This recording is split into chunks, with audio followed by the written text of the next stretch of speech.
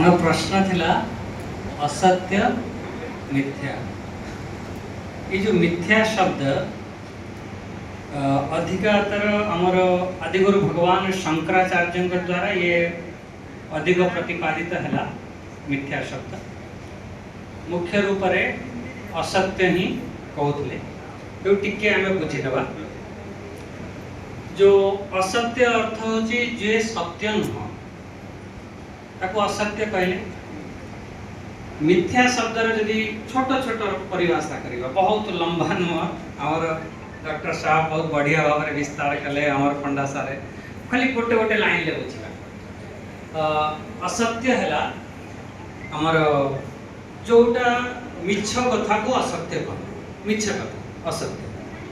आ मिथ्या कहले जो जिनिस नाही बिल्कुल जमीती आपण देखने तो खरगोश में सिंह तो गुड़िया कौन कहे हाँ जे जमीती आकाश कुसुम सेठी आकाश कुसुम अर्थ कौन जमीती बांझर पुत्र। हाँ ये सब कौन है गला सेटा एतबेले आमे श्रीमद् भगवत गीता रे दुईटी शब्द जो प्रयोग करते ना ना सतो विद्यते भावो ना भावो विद्यते सत। तेणु ये असतर गोटे टॉप लेवल जो आम पहुँचते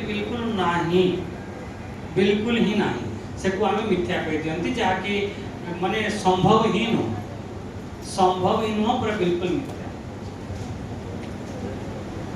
अति सहज बुझे इच्छा करंतु जहाँ अध्यास विजड़ित ताहा असत्य, जहाँ माया विजड़ित ताहा मिथ्या।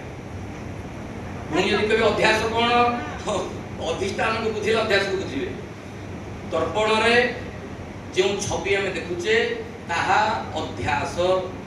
मरीचिका को पानी बोली विचार करवा ताहा अध्यास।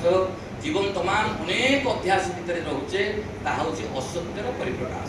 किंतु जिते बेले आम माया रही जाउचे से मायाटा हमको मिथ्या सूचौची। हम गोटे खाली कह दोची माँ आउ या तो सब जानिस माँ माने नहीं या माने जो जी नहीं फिर भी हमको देखा जाती माँ या बस। धन्यवाद। शेष प्रश्न।